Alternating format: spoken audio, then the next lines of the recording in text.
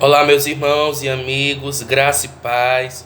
Como é bom quando a gente se reúne outra vez para juntos estudarmos e meditarmos na Santa Palavra de Deus, nas Escrituras Sagradas. Hoje nós vamos meditar um pouco no capítulo 5 do livro de Jeremias. Nós vamos ler alguns textos e estudarmos um pouco, refletirmos acerca do que diz esses textos. Então, a nossa reflexão de hoje, ela tem como tema o juízo de Deus pelo pecado. E aqui no capítulo 5, nós vamos ver o que estava sendo tratado ao povo de Jerusalém. No versículo 1 diz o seguinte: Dai voltas às ruas de Jerusalém e vede agora. Informai-vos e buscai pelas suas praças, a ver se achais alguém, ou se há homem que pratique a justiça, ou busque a verdade, e eu lhe perdoarei. Então aqui a gente vê que o pecado havia estado na vida das pessoas com muita força. E muitos tinham esquecido do santo Deus, de obedecerem os mandamentos do Senhor e de cumprirem o propósito de Deus segundo sua palavra. E tinham vivido na prática do pecado, amando mais o pecado do que a Deus, e consequentemente estando longe da presença do Senhor. E acerca disso nós podemos pensar um pouco sobre a justiça. Aqui estava sendo feita essa pergunta: há alguém justo? Há alguém praticante da justiça nesse meio do povo de Jerusalém? Porque todos estavam, na sua totalidade, agarrados na impureza do pecado. O povo de Jerusalém, nesse texto que nós estamos lendo, Jeremias 5, estavam atolados ao pecado, desenvolvendo tudo aquilo que era contrário à lei de Deus.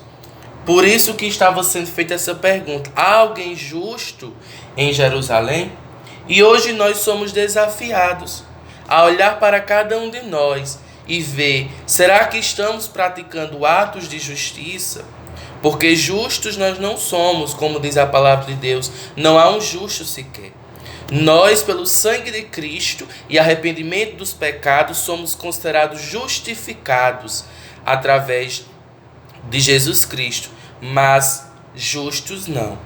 Será que nós conseguimos, enquanto estamos vivos, desenvolver atitudes que demonstrem sabedoria, justiça, lealdade? Porque no povo de Jerusalém estava difícil encontrar alguém assim. Nós também podemos ver no versículo 6 que diz: Por isso um leão do bosque os feriu, um lobo dos desertos os assolará, um leopardo vigia contra as suas cidades. Qualquer que sair delas será despedaçado, porque as suas transgressões se avolumaram, multiplicaram-se as suas apostasias. Então o pecado do povo de Jerusalém havia a cada dia, estava aumentando a cada dia, quer dizer. E eles estavam abraçando, se multiplicando na prática pecaminosa que desagradaria a Deus. E aí, nós podemos ver nesse versículo 6 que o povo estava sendo despedaçado por causa das suas transgressões e a multiplicação dos seus pecados. E podemos lembrar da volta do nosso Senhor e Salvador Jesus Cristo, quando vemos que lá na arca, lá nos tempos passados, na arca de Noé, quando o povo, muitos tinham esquecido de Deus, da aliança feita a Deus, e Deus instruiu Noé e toda a sua família para construírem aquela arca que iria destruir o povo, e assim aconteceu.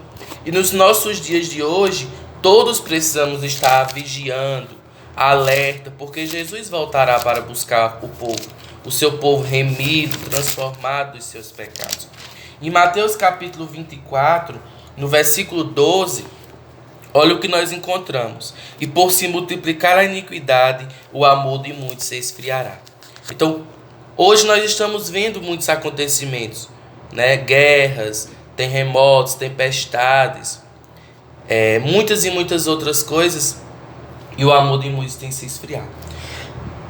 Assim como o amor de muitos tem se esfriado, a promiscuidade, a imoralidade sexual, as cobiças, as consequências, as concupiscências dos olhos da vida, tem feito com que muitos se afastem do Senhor por estarem abraçados e agarrados ao pecado, né? E quais sinais nós não temos visto no mundo todo de que a volta do Senhor se aproxima?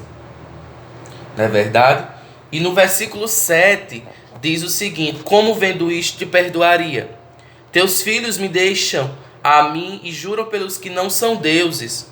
Quando os fartei, então adulteraram,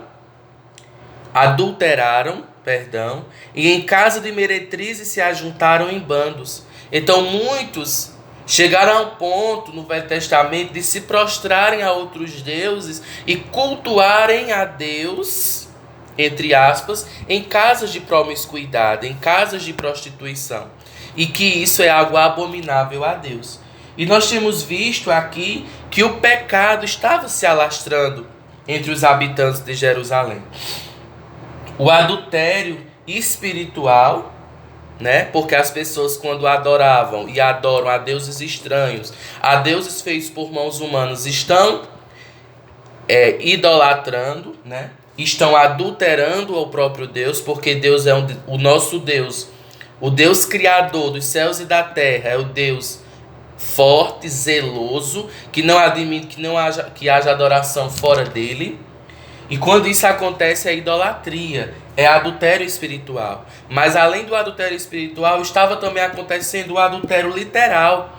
As pessoas estavam se juntando com outros, desenvolvendo ou praticando atos imorais, atos ilícitos, vivendo na imoralidade sexual e entre os povos. E isso também é abominável a Deus. Podemos ver isso também lá no 2 Reis, capítulo 23. E outro ponto que a gente pode citar aqui é que os cultos, como eu tinha dito antes, estavam sendo feitos em casas de abominação. E isso era algo feito por meio da transgressão. Porque em momento nenhum Deus iria se agradar ou vai se agradar de um culto realizado no lugar imoral. Não é verdade? No lugar indecente e no lugar onde se faz orgia sexual. Porque Deus é um Deus santo e não se mistura a pecado. Não é verdade?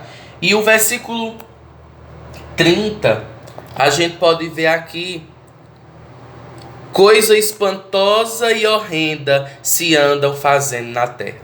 Olha só, o povo estava achando tudo normal, pecando, desobedecendo a Deus, longe da presença do Senhor, e não queriam se arrepender dos seus pecados. E Deus disse que isso era uma coisa horrenda e espantosa. Porque o homem abraçado ao pecado, a mulher abraçada ao pecado, sem arrependimento, é coisa horrenda, é coisa espantosa. A destruição de Jerusalém estava acontecendo pela falta de comunhão com Deus que o povo estava fazendo. E o mal estava se superabundando na terra. Cristo é quem faz a separação daquele que realmente entende a sua vocação, o seu chamado de libertação. Jesus está pronto, disposto a nos perdoar dos nossos pecados, a tirar toda essa sujeira, todas essas imoralidades, todas essas cobiças que faz parte da vida das pessoas e fazer com que elas sejam salvas dos seus pecados. Nós precisamos de Cristo. Uma vez salvo, salvo para sempre. Que Cristo entre em nossos corações e nos faça florescer para a glória do teu nome. Que Deus te abençoe.